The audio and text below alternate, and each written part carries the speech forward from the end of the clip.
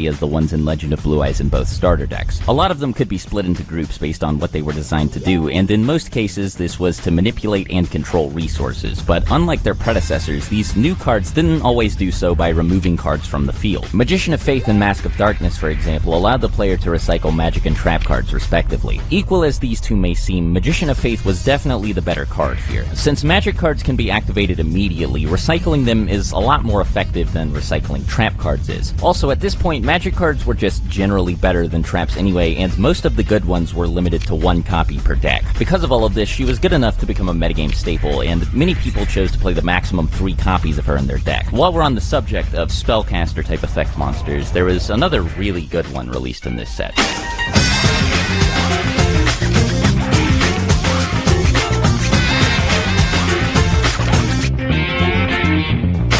She and Sengen mostly did the same thing. They could search the player's deck for pretty much any monster they wanted, so long as that monster had less than 1,500 attack points in Sengen's case, or less than 1,500 defense points in Witch's case. Even though the card pool was very small at this point, these two had a vast range of search targets. They could even search for each other, and triggering their effects wasn't difficult at all. None of the other effect monsters released in this set were anywhere close to as popular as Sengen, Witch, or Magician of Faith, but there were still a handful worth mentioning. Crass Clown and Dream Clown saw occasional success as the focus of the brand new clown control deck, where you're actually trying to kind of protect your clowns and switch them back and forth from defense, attack, and pop things while also using resource cards like Sanganon Witch.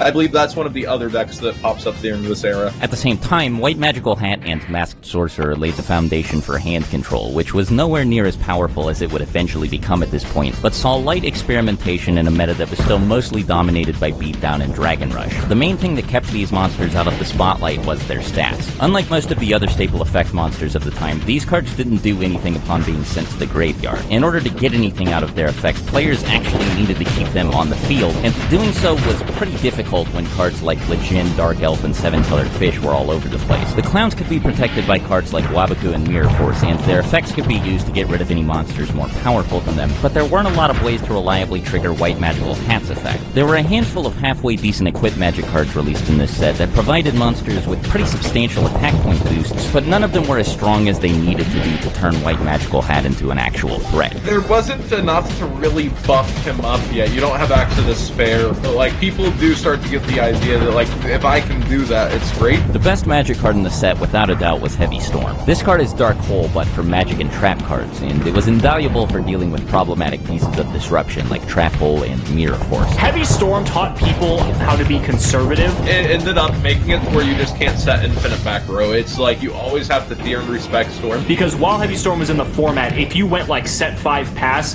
Heavy Storm was going to literally just obliterate you. As with the previous batch of cards, many of these new cards were strong enough that it called for an update to the ban list. In July 2002, just 1 month following the set's release, Mirror Force was limited, and Sengen, Witch of the Black Forest, and Heavy Storm were all semi-limited. As was the case before, most decks were largely composed of a bunch of the same good staples, and only really diverged when it came to a handful of individual cards. That said, Beatdown and Dragon Rush were still different enough that they were given different names, and both were still all over the place. There was now an even more noticeable slant in favor of Beatdown, as the consistency gap between these decks had grown wider. Witch of the Black Forest could grab Summon Skull straight from the deck, and Magic Jammer could negate the Flute of Summoning Dragon. Now that Mirror Force was also a part of the equation, actually keeping a Blue Eyes on the field was slightly more challenging, and while this applied to Beatdown players as well, it was a far less serious problem for them due to how much easier it was for them to summon their boss monster. Dragon Rush players could still take advantage of the new search network by using either Sengen or Witch to retrieve Lord of D, but this was only helpful if they had both the Flute of Summoning Dragon and one or more dragon monsters to summon with it already in their hand. Another big way this format differed from the last was in the availability of staple cards. Most of the good stuff released before Metal Raiders was included in one of the two structure decks, the only exceptions being Raigeki and Pot of Greed. Both of these cards were also pretty affordable, especially when compared to Mirror Force and Magic Jammer, which demanded a much heftier price. Other cards like Heavy Storm and 7 Tools were also somewhat pricey, so this time around, many of the format's best cards didn't see as much play as they otherwise would have, solely due to how expensive they were on the secondary market. And as bad as this may have seemed at the time, this problem was about to get a lot worse.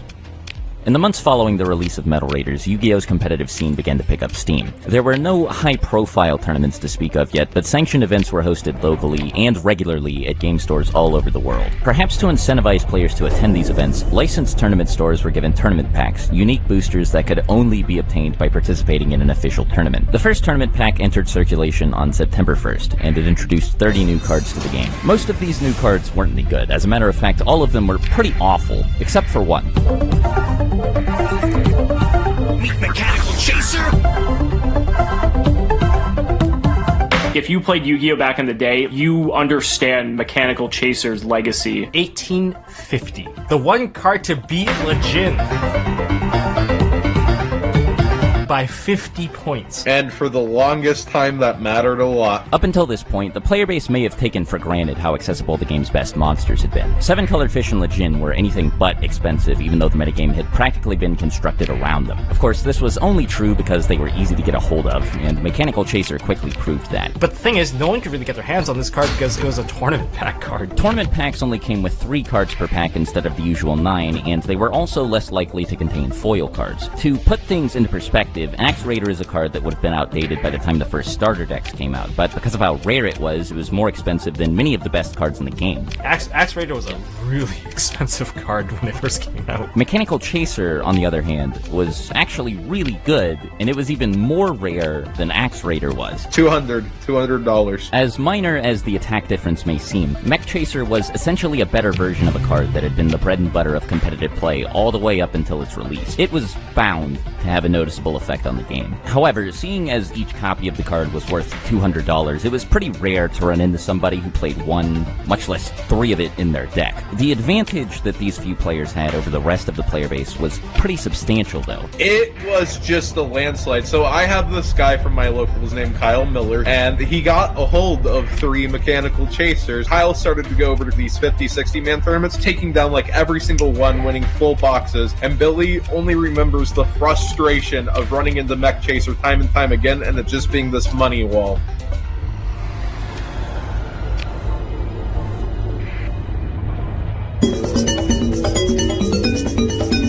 Two weeks after the release of the first tournament pack, Magic Ruler made its way on the store shelves. While Metal Raiders did much to expand the game's pool of viable trap cards, as its name implies, this set was heavily focused on Magic cards.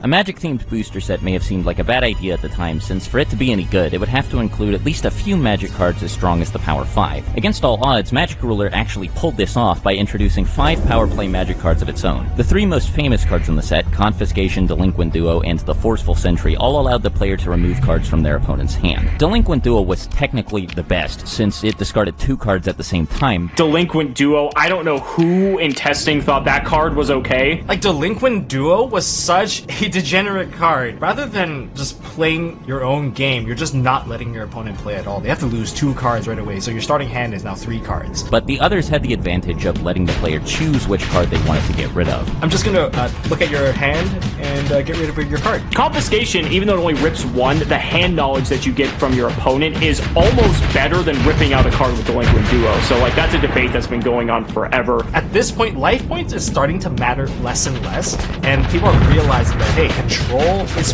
probably the way to go. As long as you have at least 1 life point left, you don't lose. And that's what Magic Ruler really push for, like Confiscation. A lot of these cards, they have life point confiscation. Painful Choice was a few years ahead of its time, but it was by no means bad because of this. It could turn itself into any one of the 5 best cards left in the player's deck, and with the help of already popular cards like Monster Reborn and Magician of Faith, it could give them access to 2 or even 3 of the 5 cards. If you have 5 ideal targets to put into your hand, you can just put out all 5. Painful Choice really doesn't take its own towards chaos, I want to say, but right now people are trying to figure out, can I use it with Magician of Faith and make it worth it? Finally, there was Snatch Steal. Unlike most equipped cards, Snatch Steal didn't do anything to beef up the monsters of the person playing it. It was actually meant to be equipped to an opponent's monster, at which point control of the equipped monster would change. Though Snatch Steal was certainly the best equipped card in the set, it wasn't the only good one. Magic Ruler included a handful of others, and among them the best was Axe of Despair. Simply put, this was as good as it got in terms of cards that boosted attack points, and unlike Stimpak, it didn't have any glaring drawbacks.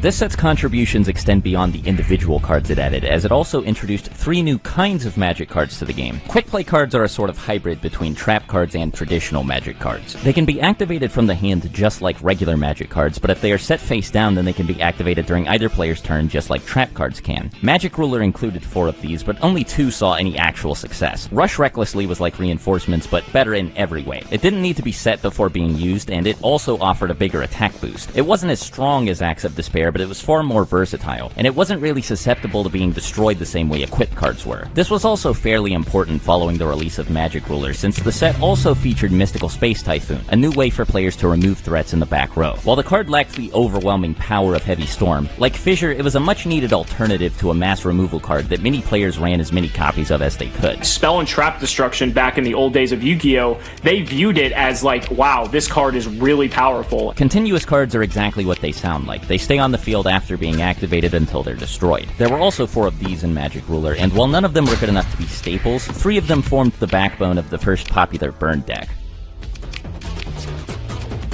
The goal of a burn deck is to kill the other player through effect damage. This was possible before the release of Magic Ruler thanks to cards like Just Desserts, but it was nowhere near as practical as it became with the help of many newly released cards. Depending on what the other person was playing, Messenger of Peace had the potential to be a strictly more powerful version of Swords of Revealing Light. Though it couldn't stop the other player from attacking with weaker monsters like Sengen, it was perfectly capable of keeping the game's most powerful monsters at bay, and this was important as it meant that anyone who played it had significantly more time to accrue resources that they could use to burn through their opponent's life points. Cards like Ukazi and Just Desserts were obviously effective enough at this, but they couldn't hold a candle to Toll and Chain Energy. So for those of you that don't know, for Chain Energy, either player now, no matter what they want to play, is going to have to pay 1,000 life points to normal summon, special summon, set, or activate cards from his or her respective hand. Oh, God. Oh boy, our opponent drew Toll. So each player is going to have to pay 500 life points to advance on that game state. What a combo.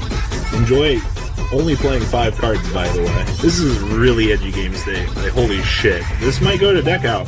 The set's most interesting additions to the card pool were Ritual cards. Ritual monsters were a brand new kind of monster that could not be normal summoned and instead had to be special summoned through the use of Ritual Magic cards. While this was cool in theory, in practice the Ritual summoning mechanic was deeply flawed. Most of them had no effect, and to summon them a player needed a lot of resources readily available. Like, Rituals, just mechanically, and this is like before we got a lot of the stuff we have now, but like, it's a 3-card investment. Well, technically 2, because you keep the Ritual monster, but you need to specifically have your Ritual monster, your Ritual spell, and then a monster to use as tribute for the Ritual spell. So you use the Ritual spell and the monster, so you neg 2 to summon the monster. This created numerous issues with consistency, as oftentimes a player would have one or the other but not both. Then, on top of that, the player needed to tribute other monsters as part of the process, all to summon a card that offered nothing but an okay stat line. And it's like, this is all you're getting for your cards? It was just, yeah. The only exception was Relinquished, who actually had an extraordinarily powerful effect. It was also by a wide margin the lowest level Ritual monster in the game, which also meant that it was the easiest to summon. These things weren't enough to completely make up for the previously mentioned issues with Ritual summoning, but it brought enough to the table that it was occasionally played. Only in decks built specifically to take advantage of it, however.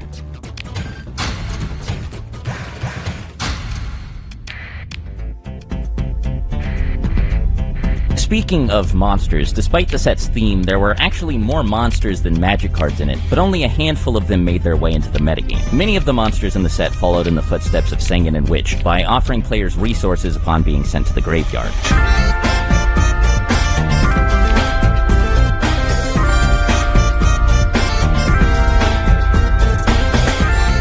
There were 6 different monsters that could all, upon being destroyed by battle, summon any monster of a specific attribute straight from the deck, as long as the monster had 1500 or less attack. Theoretically, this was even better than what Sengen or Witch offered, since these effects summoned their targets instead of just adding them to the hand, but the many stipulations attached to the process kept most of these cards out of the competitive discourse. Mystic Tomato stood out from the rest, however, and almost immediately saw moderate success, since its ability to summon dark monsters made it a direct pipeline to many of a player's most powerful tools. Nimble Momonga Momonga and Giant Germ did something similar, but were at least initially not quite as popular. Unlike the Elemental Recruiters, these cards only let players summon extra copies of themselves instead of picking whatever card they wanted, but in exchange, the player was allowed to summon up to 2 monsters at once instead of just 1. Since Momonga summoned itself in defense position and also caused a bigger net swing in life points upon being destroyed, it was more popular than Giant Germ, but both were mostly ignored in favor of Mystic Tomato for quite some time. Momonga was certainly present in the metagame following Magic Ruler's release, but it wouldn't truly catch on until much later. I love Nimble Momonga. I played it automatically at this point, actually. Like, I caught on to it somewhat early. One thing people don't like is that you could draw 2. This is one of the first cards people start discussing. Well, you don't want to draw 2 of these. None of these monsters could compare to Cyberjar, though. Upon being flipped face up, it could wipe out an entire board and then give both players 5 cards split between their hand and field. Cyberjar is freaking crazy. I love the card, but it was really a double-edged sword. Like, giving your opponent 5 cards, giving yourself 5 cards, blowing up the entire field. Cyberjar to me is such a Yu-Gi-Oh card. Like, it is one of the most high variance, ridiculous effects I have ever seen in my life. Like, it's just like, there's no other way to put it. This card could not exist in any other card game. On October 1st, 2 weeks after the release of Magic Ruler, the Forbidden Unlimited list received another update, which limited Cyberjar, all of the hand control cards, Painful Choice, Snatch Steal, and a 7th card named Upstart Goblin that had yet to receive much attention. The player base wasn't given any time to adapt to these changes before the next major shift in the meta, however, as this ban list update happened on the same day as the release of the second tournament pack. Morphing Jar is such a good card. Morphing Jar was really the only good card in the pack, and like Mechanical Chaser before it, it was an ultra rare. Whether it was better than Mechanical Chaser or not in the short term is up for debate, but it was certainly very powerful. Even though it couldn't nuke the board or special summon monsters like Cyberjar could, using it was generally a lot less risky since Cyberjar often left the other player with a lot more to work with. At this point, it was actually the only card in the game that could simultaneously leave the other player with less cards than they started with, while leaving the person playing it with more cards than they started with. In terms of like swings of card advantage, Morphing Jar is definitely up there. I think one of the things I like the most about Morphing Jar was when it comes to the more psychological aspect of Yu-Gi-Oh! And bluffing, you could just set like, let's say a Man-Eater bug, and just set like your whole hand of what's actually settable, and your opponent is going to 90% of the time think you have Morphing Jar and play like you have Morphing Jar, and that way you can basically control what your opponent does. If you set everything now, it doesn't signal just like, I have the thing to negate Storm. Now it also can signal I have Morphing Jar. You know, other cards don't necessarily create a dynamic like that a lot of the time. A lot of cards, you know, they get played and they do what they're supposed to do. A card like Morphing Jar that does more than what it just says on the card, I think always just sets a very interesting precedent for how the game progresses later on. Like Mechanical Chaser, this card probably would have been a staple if it was more accessible, but because of how expensive it was just too difficult for the average player to get a hold of, for it to have even a somewhat widespread presence in the early metagame. I traded like almost this whole binder for a Morphing Jar back then.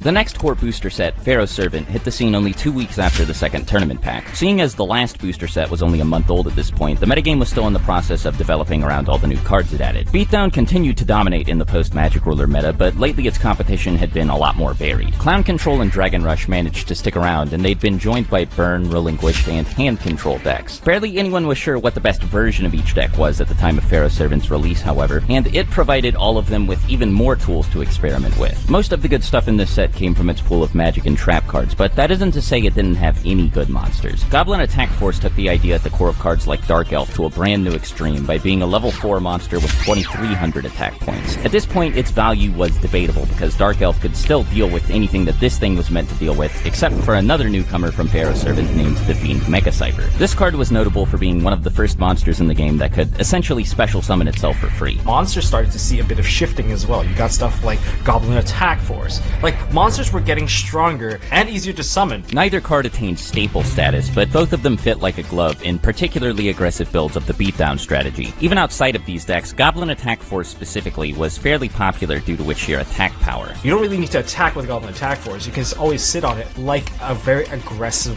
wall of some sort. This set also introduced a new member of the Jar series of flip monsters. Like Morphing Jar and Cyber Jar before it, Morphing Jar 2 was a complete blowout whenever its effect resolved. Its power ceiling wasn't quite as outrageous as its predecessors, but unlike both of them, it could effectively end the battle phase since it got rid of all attack position monsters on the field, and all the monsters that replaced them had to be set face down. Morphing Jar 2 was the most annoying card, combined with Morphing Jar 1. The thing is, Morphing Jar 2 could summon out just more Morphing Jar 2 over and over and over again to mill out someone's entire deck.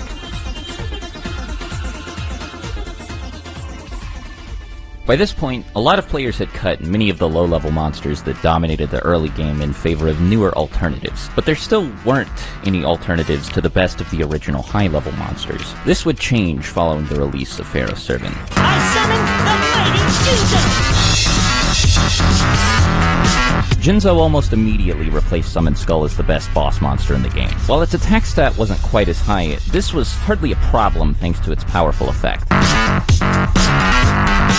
Jinzo is gifted with incredible scanning abilities! Trap Hole, Waboku, and Mirror Force had always been pretty annoying pieces of disruption that made it really difficult to reliably tribute summon a monster, Like, when you summoned him, it felt bad because it gets Trap Hole. or do anything with a tribute summon monster once it was already on the field. Jinzo didn't care about any of these cards. None of them could do anything to him, or even be used at all while he was on the field. This made choosing to summon him a lot safer than doing the same with other high-level monsters, which many players agreed was much more valuable than 100 extra attack points. Just off the top of my head, Jinzo was probably the most impactful card in that set at the time, just because it really changed the dynamic with trap cards, and with cards like Mirror Force. Yes, it was 100 attack less than a Summon Skull, but like, I mean, the payoff of not having to worry about anything in your opponent's back row, like, that was just monumental.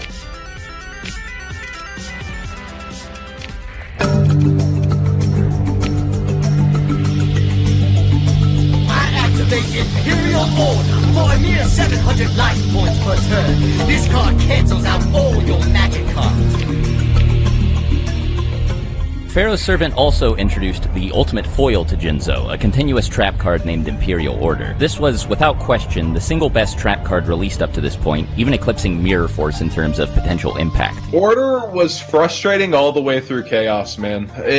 Your power cards are so many spells. Magic cards were still the strongest type of card in the game, just like they always had been, so the ability to deny another player access to them altogether was obviously very useful. Since it was a trap card, Order could also be activated in response to magic cards, allowing it to act as a sort of pseudo-magic jammer. Its optional maintenance cost also meant that, on top of everything else, the person playing it could get rid of it whenever they felt like it by simply choosing not to pay for it. Imperial Order, like right now, of course, we got the errated one where you can't turn it off manually, but back then it was just a free spell negation. You had like Solemn Judgment, Magic Jammer, but Imperial Order was like, you just activate this card, you just got a free negation and you don't keep it. Yeah, like, you could choose when to turn it off, and that's what made it so powerful. The fact that now you can't is, I honestly think they should have made it that way in the first place, because it would have been a stronger balancing mechanism. Even to this day, Imperial Order is still played because spell cards are one of, if not like just the most powerful card type, because of just how much they allow you to do. And Imperial Order being just one of the biggest roadblocks in wanting to play spell cards,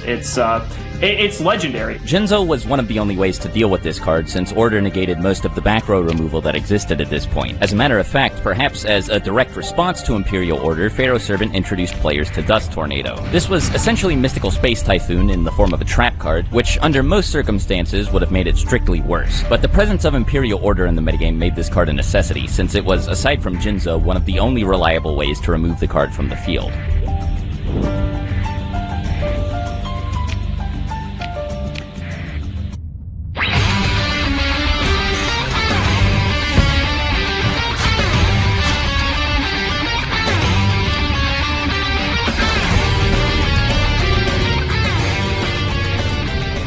Call of the Haunted was another trap card alternative to a popular magic card, in this case Monster Reborn. Just like Dust Tornado, it was for the most part worse than its magic card counterpart, but for different reasons. Mystical Space Typhoon was a quick play magic card, so it could already be used during either player's turn. This meant that Dust Tornado didn't really benefit from being a trap card, aside from its utility as a way to destroy Imperial Order. Monster Reborn, on the other hand, was a regular magic card, and thus could only be activated during the main phase of the turn of its owner. This meant that Call of the Haunted could actually be used in a few interesting ways that Monster Monster Reborn couldn't. But they Call the Haunted was also really cool too, because it started changing the game and how people had to think, because it, like, if your opponent had a set card and they were attacking you with their monsters, if there was a monster in the grave they could resurrect and kill you for game, you could lose if that set card was Call the Haunted, because you could use it like offensively like that, or you could use it defensively to protect yourself from dying, and I think that was pretty cool. Perhaps in order to compensate for all this added utility, the card was given numerous drawbacks. It could only summon monsters from its owner's graveyard, the monster it summoned had to be in attack position, and if it left the field for any reason, the monster it summoned would be destroyed. These came on top of the fact that it couldn't be used immediately like Monster Reborn could, being a trap card and all, so even considering all of its unique benefits, it was a pretty substantial downgrade. That said, Monster Reborn's effect was still really powerful, and the card was also limited, so to most players, Call of the Haunted was a welcome addition to the card pool. Strangely, the set featured a second alternative to Monster Reborn as well, except this one was also a magic card. Premature Burial carried with it all of the same stipulations as Call of the Haunted did, with the only exception, of course, being that it didn't have to be set for a turn before being used. Now, in exchange, it was given an additional life point cost on top of everything else, but just like with Call of the Haunted, none of this was enough to dissuade players from using it. Monster Reborn's effect was, again,